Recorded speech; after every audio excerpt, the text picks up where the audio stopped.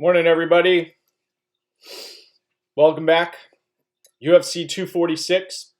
Mike's MMA Picks here with your Fight Morning Quick Card Breakdown, brought to you by BetDSI as well as MMA Oddsbreaker.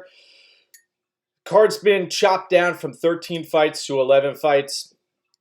Pretty disappointing that we lost the Grant Dawson Chaz Skelly fight, as well as the Claudia Gadelha Alexa Grasso fight, but we move on. It's been a long break. Want to tell everybody, for folks out there, if you're interested in winning, if you want some advice headed into the day after weigh-ins, this is where you get it. So let's kick things off here. We're going to start with the first fight of the night. We've got Sabina Mazo taking on Aldrich. Sabina Mazo, 7-1, $8,000 in DraftKings, minus 112 favorite at BetDSI.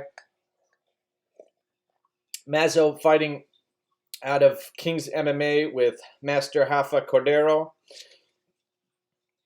We've seen Mazo land some head kicks in the past. We know that I don't like to use this term but she did beat a Shayna Dodson who looked horrific out there and was beaten to a pulp. Aldrich is a pretty well-rounded fighter, fights at elevation, coming out of Colorado. You look at Aldrich's amateur record, she's fought the likes of Holm-Pennington and has had a significant amateur career prior to going pro. She's 8-3. Coming off of a KO loss to Macy Barber. Macy Barber, that was a sweat in that fight. Barber looked like she lost the opening round and then took advantage late in the fight. Power was just too much. Aldrich is she's got a great straight left hand. She is strong and she can win this fight wherever it ends up. Problem is, you're dealing with a 22-year-old who is growing fight to fight. But as I've said many times before, you can't trust what you haven't seen. So I'm going to be skeptical about the win over Dobson. And the pick here is going to be Aldrich to win by decision. This fight is expected to go to a decision at minus 400. So next up, we have Brian Kelleher taking on Ode Osbourne. This fight takes place at the men's 135-pound division. We have Brian Kelleher, who's coming in with a 19-10 record. Does have some very impressive victories on his resume, though he's coming in after a brutal loss to Montel Jackson. Kelleher, 7,600 in DraftKings, plus 125 underdog at the betting window. Then on the other side of the fight, you've got Osbourne, 28 years old, minus 145 favorite, 8,600 in DraftKings. Last time out, we saw Osbourne on the Contender Series, and he's going to have a huge reach advantage in this spot. Fights out of the same camp as Montel Jackson, and this kid looks to be a promising fighter. I have concerns when Brian Kelleher tries to close the distance. Kelleher is a gamer. He has a sick guillotine, and this guy, Kelleher, we know he has hard for days, went into Brazil and took on the likes of Yuri Alcantara and John Lineker, etc. Beat Renan Barão, the corpse of Renan Barão. But I think Osbourne's quickness is going to be the big difference maker here. I think he's going to hurt Kelleher early and could potentially earn a finish in this spot. The line on the fight to not to go to a decision is at -215. I like that spot, and I'm going to be pulling for Kelleher to win here. He's a local fighter, and if this fight ends up going into a third round, I think Kelleher is going to be the one who's going to want it more. But the problem is, wanting it more does not speak to winning fights. You're going to have to look at skill as well, and athleticism, and all of the tangibles. So give me Osbourne to win in that spot, inside the distance. Next up, we head to light heavyweight. We've got another Contender Series fighter in Ledet-Camur, 5-0 record, trains with Stipe Miocic, 8,800 in DraftKings, -130 favorite currently, taking on a UFC vet in Justin Ledet, who, after going vegan, lost some weight and also lost some fights. He was overwhelmed and dominated by Rakic, and we saw him knocked out by Johnny Walker. Ledet comes in at 7,400, +110 underdog. This fight isn't expected to go to a decision at -150. I have some skepticism about Camur's game. We haven't seen him go deep in fights. He has some serious defensive liabilities on the feet, and he just seems like a very young, inexperienced fighter who I don't trust putting my money on him. On the other hand, you have Ledet, who is a conventional boxer. We've seen him win a fight, though, on the ground, and he showed that he does have a semblance of a ground game. Camur, we haven't seen that from him.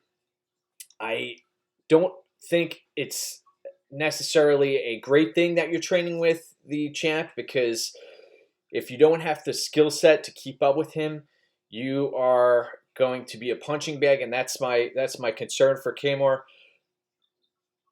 I see Ledet coming out and boxing Camur up in this fight. I wouldn't touch it from a betting perspective, though. In DraftKings, unfortunately, it looks like you're going to have a piece of this fight with Ledet and Camur expected to end inside the distance, and both of these guys, Ledet's going to be throwing volume. We know that. And I don't think Camur is going to be able to keep up with that volume. So give me Ledet to win this fight late inside the distance. Next up, we have one of my favorite fighters. I know we're not supposed to have favorites here, but Nasrat Haqparast. I got to get on him when he fought Mark Diakese, a couple of years ago. And when he came onto the scene against Marcin Held, we knew that Nasrat Haqparast was something special. Well, he's got some stiff competition here in Drew Dober. Drew Dober, UFC vet, coming off of the win over Polo Reyes. Drew Dober, 6,900 in DraftKings, +270 underdog. Very wide line. Haqparast coming in at -330, 9,300 at 9,300 at DraftKings. What I like about Haqparast is that he's trained at TriStar as well as King's MMA. He's got two awesome coaches, and this fighter is not afraid to engage in the pocket. He faced a very tough test against Joaquim Silva, who was coming off of the fight against Jared Gordon, that slobber knocker. Haqparast, very impressive on the feet, quick southpaw, can fight on the ground if it goes there. We saw it in the Held fight. can put on a pace for 3 rounds. We saw against Gowdy. Dober was winning the fight against Dariush, has wins over John Tuck. He's actually has wins at 170 pounds as well. Dober, massive, massive lightweight. I have no idea how he makes that weight.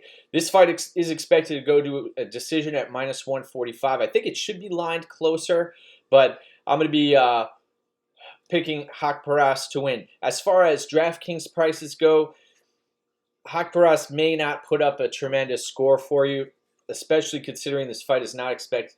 Well, it is expected to go to a decision at -145. So, Haqparast for the victory. Next up, very enticing matchup between 245-pound fighters. We've got Andre Fili taking on Fili-Yusuff. Fili-Yusuff coming off of the win over Gabriel Benitez, fought Shaman Moraes, very tough. And Yusuff, we know he packs a tremendous punch, huge, huge power, has a gas tank, but he is susceptible to being caught in the pocket, and I have concerns about his striking defense and also his fight IQ. Yusuff coming in at 8,500 in DraftKings, currently a -135 favorite. Andre Fili, one of the biggest overachievers in the sport. You talk about natural athleticism and coming up from a rough upbringing. He's not the most athletic fighter. He does have length, doesn't pack tremendous power, but this guy works so hard. You can tell he's in the gym with the guys at Team Alpha Male. The guy has a tattoo of Uriah Faber on his leg, I believe, and I was very impressed with Fili's win over Miles Jury. The way he hung in there against Dennis Bermudez, the way he was able to avoid the takedowns early. His fight against Michael Johnson, also impressive. But he also can get caught by the big punch. So Andre Fili coming in at 7,700 plus 115 underdog. This fight isn't expected to go to a decision at -130. -160, pardon me. Fili, he's a winner, man. 20-6 record. And then you look at Yusuff, on the other hand, at 10-1 record. Yusuff trains with Lloyd Irvin. This fight is a very, very tough fight to call. I'll be avoiding this fight from a betting perspective. I do see this fight could potentially go the distance, although the odds suggest it doesn't. I gotta lean with the power puncher in this spot. I wonder if Fili's going to come in here and try and take this fight to the ground, because we haven't seen Yusuff on the ground often, and he does have a strong base. So I'm actually going to be pulling for Fili to win this fight, but I suspect that Yusuff is going to win a hard-fought decision in this fight. So give me Fili-Yusuff to win. Next up, we've got women's 125-pound matchup. Lots of controversy here after the weigh-ins yesterday. Maycee Barber looked like she apparently missed weight. The person who was calibrating the scale and overseeing that looked a little sketchy in that spot. Roxanne Modafferi, her opponent, 30 -900 at BetDSI, 9,500 in DraftKings. Maycee Barber really stepping up her game recently after her win over Jillian Robertson. That fight was very closely lined, and we saw that in order to avoid getting tangled up in any type of grappling, Maycee Barber unleashes a hellacious barrage of punches that, man, are often stopped by her opponent's face. In this spot, Modafferi has been I've never seen someone do more with less athletically than Roxanne Modafferi. She is, man, definition of overachiever. You look at the way she fought Shevchenko, even her her run on Tough, very impressive. She fought Sujara Eubanks, very tough, and her grappling, she can suffocate fighters. And if Barber doesn't put her out of there early, she could run into some serious issues late. So Barber's going to have to put it on her and put it on her fast, and that's what I think is going to happen here. Minus 185 was where it opened for fight not going the distance. We hit that early and often, and right now the fight is currently sitting at minus 250 to not go to a decision. I have Maycee Barber winning this fight by knockout, and as far as the DraftKings play goes, Barber should, I think she's going to earn less ownership than McGregor. McGregor at 9,400, 9,500 for Barber. You're going to have a challenge composing your lineups, but she should put up massive points. Concern of mine, just watch the fight against J.J. Aldrich. Barber does have some challenges if she gets caught up in the grappling and the clinch. So she's going to have to fight her way out of there. Anyway, let's give this fight to Maycee Barber to win inside the distance by knockout. Next fight, we've got an amazing matchup between a fading Anthony Pettis against Carlos Diego Ferreira. Carlos Diego Ferreira coming in with a 16-2 record, $9,000 price tag on DraftKings, minus 240 favorite. Carlos Diego Ferreira coming off of the big win over Mairbek Taisimov as a significant underdog in that spot. He ran away with that victory. We saw so many different parts of his skill set that lead us to believe that he has a tremendous shot in this matchup against Anthony Pettis if he can stay conscious. Anthony Pettis, 7,200 in DraftKings, plus 205 underdog. Anthony Pettis fighting under the likes of Duke Rufus. Looks in great shape for this matchup, but Anthony Pettis is coming off of the loss to Nate Diaz and coming off of a broken foot in that matchup. It's been 5 months since the loss to Nate Diaz. We saw the win over Wonderboy Thompson. Anthony Pettis has a puncher's chance. He has jiu-jitsu that we're aware of. We saw him submit Charles Oliveira. We know what happened in the Ferguson fight. Problem here is Carlos Diego Ferreira is going to put on a hellacious pace. And although Carlos Diego Ferreira does not have the submissions to speak of on his UFC resume, he does have a tremendous jiu-jitsu game. I was in attendance for his fight against OAM, and I've seen massive amounts of footage of his top control and how heavy he is and how great he is at sweeping opponents and using leverage. Anthony Pettis, I believe, is going to run out of gas late in this spot. I also could see him getting submitted. I'm going to throw out some pretty amazing statistics here. So Anthony Pettis has been taken down 30 times in his past 11 fights. And during that span, he's only landed 2 of his own takedowns. That is incredible.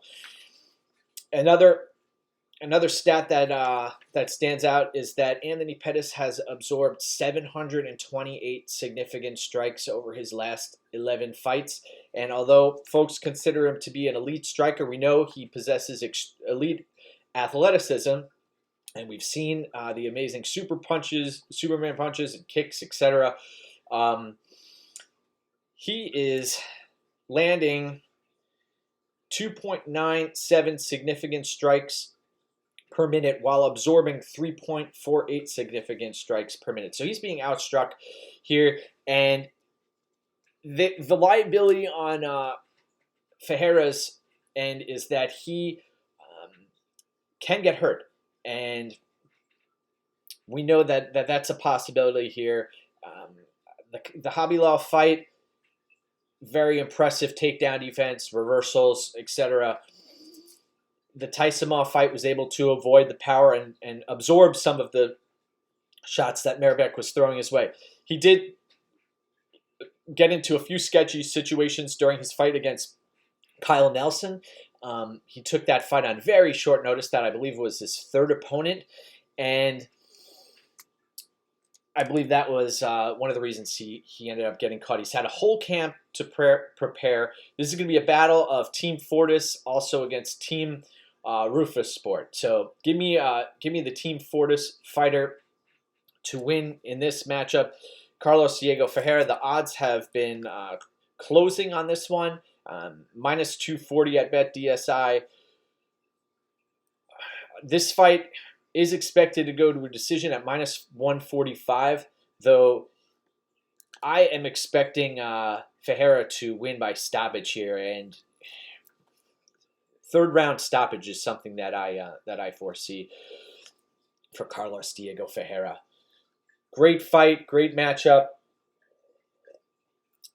We see, you look at hungry fighters, Carlos Diego Ferreira is one of them, and it's been the same song and dance for Anthony Pettis for a long time. So Pettis could come out here and knock Ferreira out. That is a possibility, but more than likely we should see Ferreira roll in this spot. Next up, we've got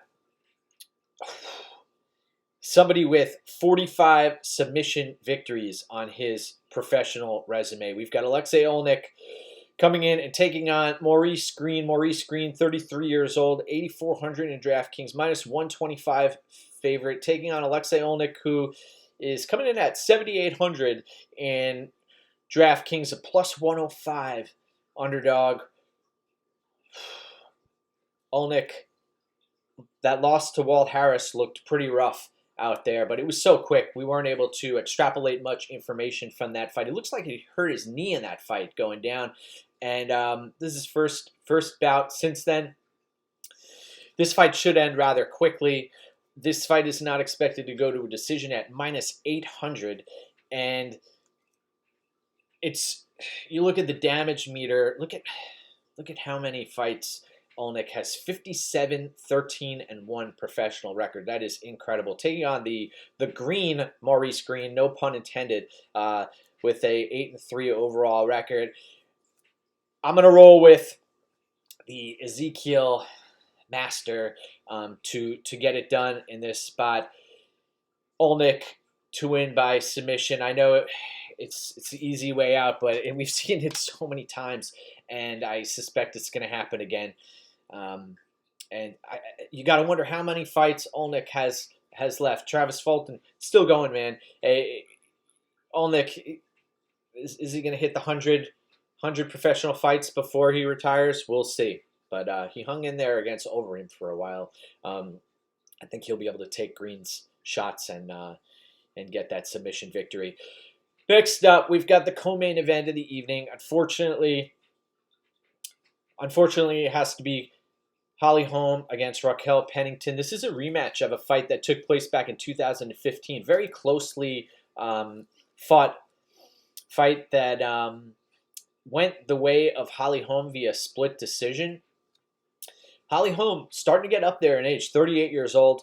Holm 8,900 in DraftKings. I believe she is overpriced in that matchup because Holm-Pennington is tough as nails. Minus 123 favorite for Holly Holm.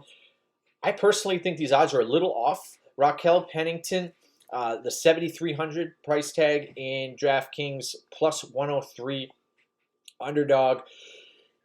I think Pennington should be a favorite in this spot. We saw her come off a win against Aldana, and granted, she had been beaten to a pulp by the champ Nunes, and de Randamie put a number on her, and we know that that Pennington isn't the most athletic fighter, but she is tough as nails. And when the going gets tough, she doesn't look for a way out. Holm, this is, in my eyes, Holm's last stand. She has been dealing with a number of personal issues, and she comes to fight, tries to put the distractions to the side. We know that Holm's the more proficient striker, that she can land at volume. You go back and watch the Pennington fight. The first time they fought, Pennington wasn't able to take Holm down. Holm had a pretty strong base. That's one of Holm's strengths.